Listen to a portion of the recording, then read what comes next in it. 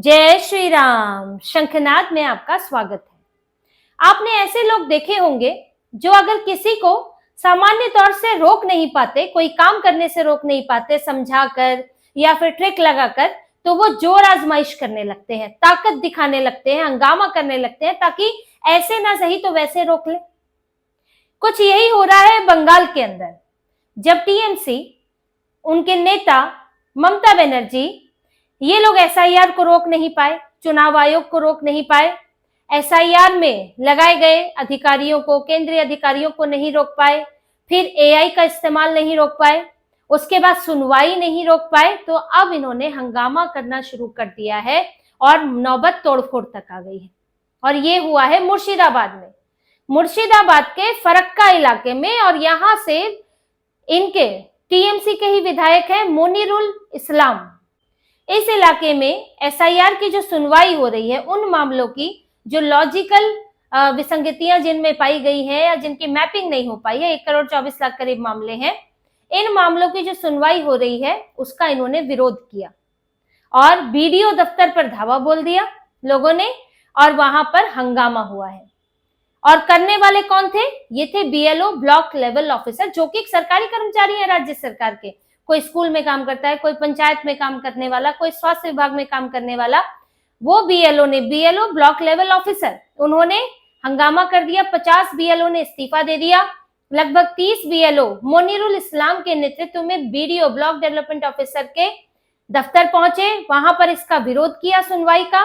और बात जो है हंगामा होते होते इतनी बढ़ गई कि तोड़फोड़ तक पहुंच गई और यहां पर पूरा विवाद खड़ा हो गया। और ये बीएलओ कह रहे हैं कि नहीं, सुनवाई सही से नहीं हो रही है, सही से स्पष्ट निर्देश नहीं है, सही लोगों के भी नाम कट रहे हैं और इस्तीफा दे रहे हैं। अब आप सोचिए, सरकारी कर्मचारी जिन्होंने अभी पूरी प्रक्रिया कर ली इसकी एसआईआर की, तब भी इन्होंने इस्तीफे नहीं दिए, लेकिन अब इन्होंने इस्तीफे दे दिए हैं जब इनके ऊपर काम का दबाव भी नहीं है। पहले तो बोला जा रहा था काम का दबाव है, काम का दबाव है, तब तो कोई इस्तीफा किसी ने नहीं दिया मुर्शिदाबाद से, ये फरक्का के इलाके से। लेकिन अब ये यहाँ पर हंगामा कर रहे हैं और इस्तीफे दे रहे हैं, क्योंकि पता है कि अगर ममता बनर्जी लौट आई, जैसे कि इनको लगता है कि आएंगी, तो जो एक सांस में इस्तीफे हुए हैं वही एक सांस में वापस भी हो जाएंगे, तुरंत वापस रख लिया जाएगा। इसीलिए अब अपनी निष्ठा साबित हो रही है। आखिर ये बीएलओ कौन है? देखिए, जो बीएलओ मोनिरुल इस्लाम के प्रतिनिधित्व में जा रहे हैं, तो आप ये भी समझिए कि जब फॉर्म जमा हो रहे थे तो कितनी निष्पक्षता इन्होंने बरती होगी, कितना इन्होंने देखकर ये किया होगा कि यहाँ पर फॉर्म सही से जाए, दस्तावेज सही हो, क्योंकि पहली स्क्रूटनी तो वही हो जाती है कि बीएलओ जो है वो उस इलाके के लोगों को जानते हैं, वहीं पर एक एक दरवाजे पर उन्हें जाना है, तो उन्हीं को ही भ्रमित करना पहले मुश्किल होता है, तो पहले स्क्रूटनी तो वही होती है। लेकिन अब ये बीएलओ तो लगता है कि टीएमसी के बीएलओ हैं, क्योंकि इस्तीफा दे रहे हैं उस चीज के लिए जिसका ममता बनर्जी भी विरोध कर रही है, और इन्होंने सुनवाई में बाधा डाली। और सारा विवाद हुआ कहां से? मोनिरुल इस्लाम का बयान सुनिए। इन्होंने क्या बोला? इन्होंने बोला कि इसमें धार्मिक भेदभाव हो रहा है, अगर किसी का नाम राम है तो उससे दस्तावेज नहीं मांगे जा रहे हैं, अगर किसी का नाम रहीम है तो उससे दस्तावेज मांगे जा रहे हैं। अब मोनिरुल इस्लाम ये बताएं लोगों को कि पश्चिम बंगाल में कम से कम अभी तक 67% हिंदू नाम वाले लोग हैं, क्या उनसे कागज नहीं मांगे जा रहे हैं?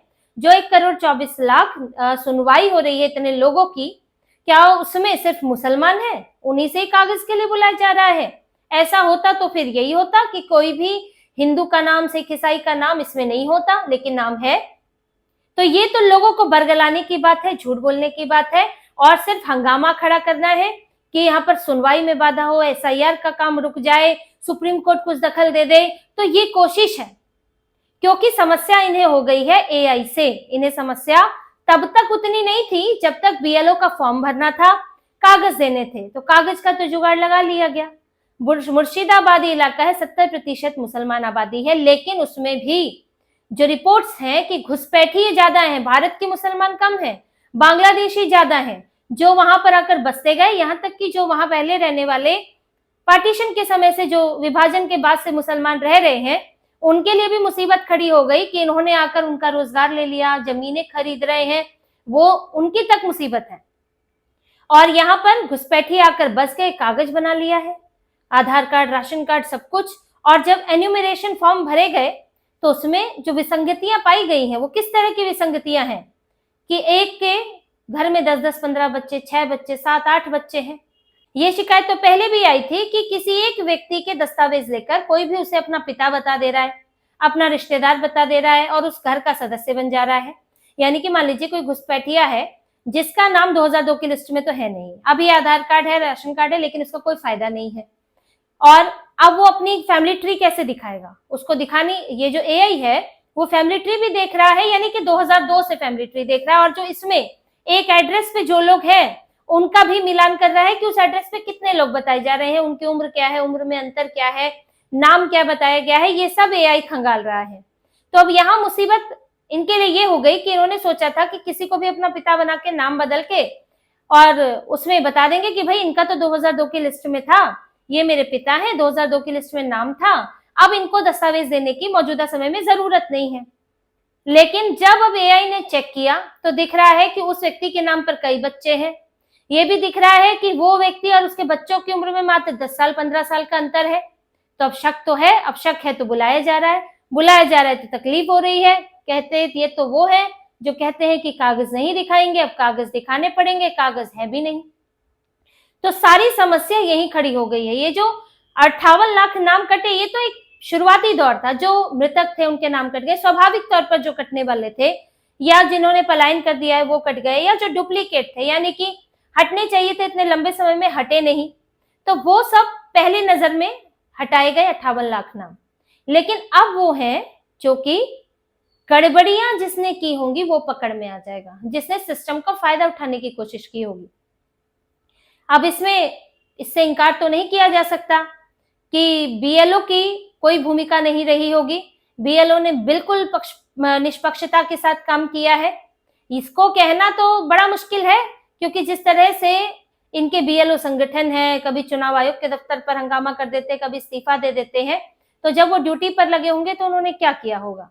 इसी तरह से कभी एईआरओ ने भी इस्तीफा दिया, मौसमी सरकार, उनको नोटिस दिया है चुनाव आयोग ने कि आपको इस्तीफा देना था और आपको कमियां लग रही थी तो आप इसकी शिकायत कर सकते थे।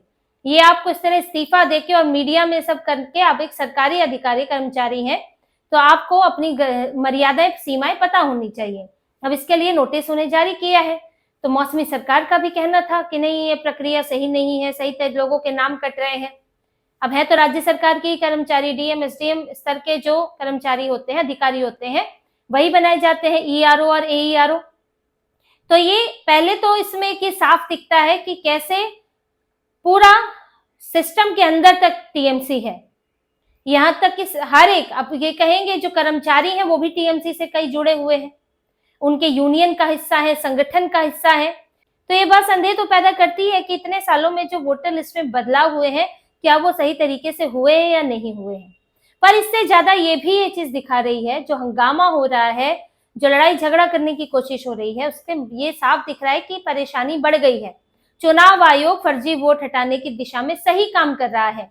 जैसे मोनिरुल इस्लाम ने कहा कि जिनके 6-6 बच्चे हैं उनसे भी सवाल पूछा जा रहा है, उनको भी बुलाया जा रहा है, जबकि संविधान में बच्चों को लेकर ऐसा कुछ नहीं लिखा है। संविधान में तो बहुत सी चीजें नहीं लिखी है। संविधान में तो ये भी नहीं लिखा है कि घुसपैठिया यहाँ पर वोट दे। संविधान में तो ये भी नहीं लिखा है कि घुसपैठियों को भारत में आधार कार्ड, राशन कार्ड बना के दे दिया जाए। यहाँ तो सिर्फ भारत के नागरिक के लिए ही ये सुविधाएं हैं। लेकिन आपकी पार्टी ने तो खूब संविधान का उल्लंघन किया है इस मामले में, और खूब फर्जी दस्तावेज बनते रहे हैं। तो तब आपको संविधान याद नहीं आता है, लेकिन आज आपको संविधान याद आ रहा है। और बात यह है कि चुनाव आयोग के पास ये अधिकार है कि जहां उसे शुद्धिकरण के लिए जो नियम सही लगेगा वो नियम उस हिसाब से बनाए जाएंगे, वो प्रक्रिया अपनाई जाएगी। आपको दिक्कत है तो आप सुप्रीम कोर्ट जाएं, फिर वहां जो है चुनाव आयोग साबित करेगा कि उसे ये करना क्यों जरूरी लगा। जैसे इनका कहना था कि जो भी माइन्यूट ऑब्जर्वर नियुक्त किए गए हैं, करीब 6600 ऑब्जर्वर हैं, 4600 पहले किए थे, 2000 अभी किए हैं। उनका काम यही है सुनवाई के दौरान वहां पर लोगों को सुनना, दस्तावेज देखना, और यहाँ तक कि साइन भी देखना, साइन मैच कर रहा है कि नहीं कर रहा है, ये सब उन्हें देखना है। और ये केंद्र सरकार के कर्मचारी हैं जो अलग अलग विभागों से लाए गए हैं, बैंकों से लाए गए हैं, उन्हें ट्रेनिंग भी दी गई है। तो इनका काम इसी तरह की स्क्रूटनी करना है जिनका राज्य सरकार से लेना देना तो है नहीं। तो ममता बनर्जी ने इस पर भी आपत्ति जताई थी, माइन्यूट ऑब्जर्वर क्यों लगाए गए, तो बिहार में तो नहीं लगाए गए थे। बिहार में इतने घुसपैठिए बसे भी नहीं है, बिहार में एसआईआर का इस तरह विरोध भी नहीं किया जा रहा था जो सत्ता पक्ष यहाँ पर कर रहा है। विपक्ष की बात अलग है, विपक्ष का सिस्टम से कोई लेना देना नहीं है, विपक्ष से विरोध करता है, लेकिन ममता बनर्जी तो सिस्टम का हिस्सा है और वो ही इसमें जो है बाधा डालने में लगी है, तो फिर उससे दिक्कत तो आएगी ही। तो ममता बनर्जी, टीएमसी, इनके नेता कार्यकर्ता बिल्कुल खुश नहीं है एसआईआर में, जब इस तरह का शुद्धिकरण हो रहा है, एसआईआर ठीक हो रही है। तो इससे भी ये साफ निकलता है कि दुखती रग दब गई है। चुनाव आयोग ने सॉफ्टवेयर का, एआई का बढ़िया इस्तेमाल कर लिया है अब, जिससे फर्जी वोट वालों की आफत आने वाली है। और इसी का असर है, इसी क्रिया की प्रतिक्रिया यहाँ चल रही है कि अब आप एसआईआर को रोक तो नहीं पाए, चुनाव आयोग को नहीं रोक पाए, तो हंगामा करके ही रोकने की कोशिश कर लो। लेकिन फिलहाल इससे कोई फायदा होने वाला है नहीं। अपने अंतिम चरण में पहुंच चुकी है एसआईआर। इसमें फरवरी में अंतिम लिस्ट आ जाएगी। ये जो कुछ समय है, 20-25 दिन का समय है, इसमें सुनवाई पूरी हो जाएगी और उसके बाद एक फाइनल लिस्ट आएगी जिसमें 58 लाख के बाद देखिए कितने लाखों मामले और बढ़ते हैं और ममता बनर्जी की टेंशन भी साथ साथ बढ़ जाती है। तो इसी तरह की और खबरें और विश्लेषण आपके लिए लाते रहेंगे। हमसे जुड़े रहिए, सब्सक्राइब कीजिए, कमेंट कीजिए। बहुत बहुत धन्यवाद। जय श्री राम।